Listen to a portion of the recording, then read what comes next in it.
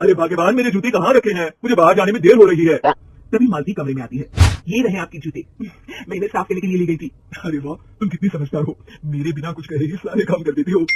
तभी मालती झिझकते हुए रमेश से कहती है, सुनिए जी, आपसे एक बात कहूँ, बुरा तो नहीं मानेंगे ना? अरे नहीं नहीं, बेफिक्र होकर कहो। शादी से पहले मैं अपने मायके में नौकरी करती थी। मैं चाहती हूँ कि अब मैं फिर से नौकरी करना शुरू कर दूं। वैसे भी सारा दिन घर में बोर हो जाती हूँ।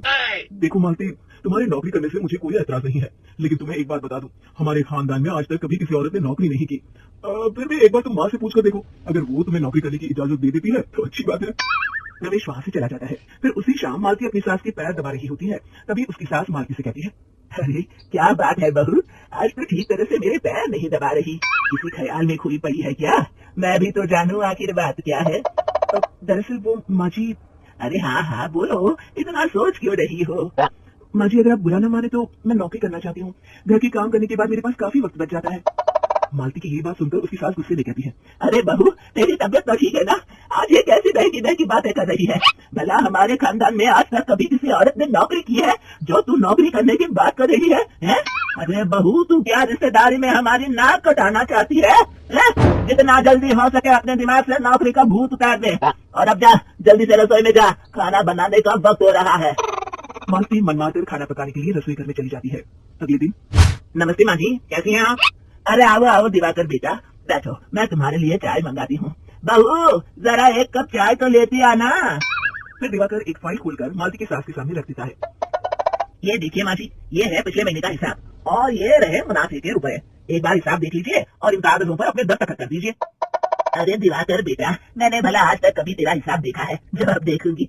ला बता, कहाँ दस्तखत करूँ? तभी मालती चाय लेकर वहां जाती है और अपनी सास को बिना कागजातों को पढ़े इस तरह लापरवाही से दस्तखत करते हुए देखकर हैरान रह जाती है। अच्छा माली, अब मैं चलता हूँ, फैक्ट्री में बहुत काम है। फिर दिवाकर वहां से चला जाता है। कुछ दिनों बाद मालती बाजार में कुछ सामान खरीद रही होती है। तभी एक बूढ़ा आदमी उसे आवाज देता है, अरे मालती बेटी, कैसी हो? मुझे पहचाना? मैं तुम्हारी कंपनी में मुनीम का काम करता हूँ। हाँ चाचा जी, मैं आपको बिल्कुल पहचानती हूँ। कहिए, कैसे हैं आप?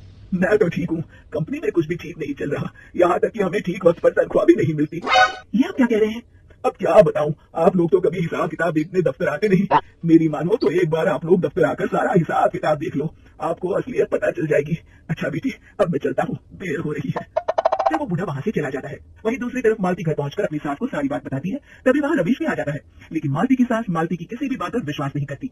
तभी रमेश कहता है, अरे माँ, बिना आग के कभी धुआं नहीं उठता। जब मालती इतना कह रही है तो हमें एक बार दफ्तर चलकर देख लेना चाहिए। वैसे भी हम लोग काफी दिन से अपने दफ्तर नहीं गए हैं। इस तरह किसी एक आदमी के भरोसे काम छोड़ना मुझे भी ठीक नहीं लगता। अगले दिन वे सभी अपने दफ्तर पहुंचते हैं और सीधे दिवाकर के कैबिन में जाते हैं। अचानक सबको एक साथ देखकर दिवाकर चौंक जाता है। अरे माँ जी, आप सब लोग अचानक यहाँ कैसे आ गए? अगर कुछ काम था तो मुझे एक फोन कर दिया होता, मैं आपके घर आ जाता। तभी मालती की सास कहती है, अरे दिवाकर बेटा, आज मैं हिसाब देखने दफ्तर आई हूँ, जरा मुझे पिछले 6 महीनों का हिसाब दिखाना तो बेटा। दिवाकर घबराते हुए हिसाब की फाइल मालती की सास को देता है। मालती की सास फाइल लेकर मालती को देती है और कहती है, ले बहू, देख ले हिसाब। मालती फाइल को बड़े गौर से देखती है और अगले ही पल उसे सारी गड़बड़ी समझ में आ जाती है। वो अपनी सास से कहती है, माँ जी, मुनीम चाचा बिल्कुल सही कह रहे थे। हमारी कंपनी में पिछले 6 महीनों में जितना मुनाफा हुआ है, हमें उसका आधा पैसा भी नहीं मिला। यूँ समझ लीजिए कि 1 रुपये में सिर्फ चवन्नी ही हमारे हाथों में आई है।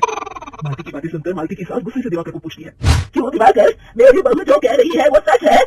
दिवाकर समझ जाता है आज उसका भांडा फूट चुका है। वो गिड़गिड़ाते हुए कहता है, मुझे माफ कर दीजिए माँ जी, मैं पैसों के लालच में अंधा हो गया था। अरे वाह दिवाकर, तू तो एक नंबर का चोर निकला। इतने दिनों से मैं तुझ पर आंख बंद करके भरोसा करती रही और तू मुझे ही चुना लगाता रहा। अभी निकल यहाँ से और दोबारा अपनी शक्ल मत दिखाना। दिवाकर वहाँ से भाग जाता है। मालती की सास मालती को शाबाशी देते हुए कहती है, बहू, आज मैं समझ गई कि पढ़ाई लिखाई हमारी जिंदगी में कितनी जरूरी है। मैं बहुत किस्मत वाली हूँ जो मुझे तुझ जैसी बहू मिली है। शिक्षा, पढ़ाई लिखाई का इस्तेमाल सही जगह करके हम दुनिया में बहुत कुछ बदल सकते हैं।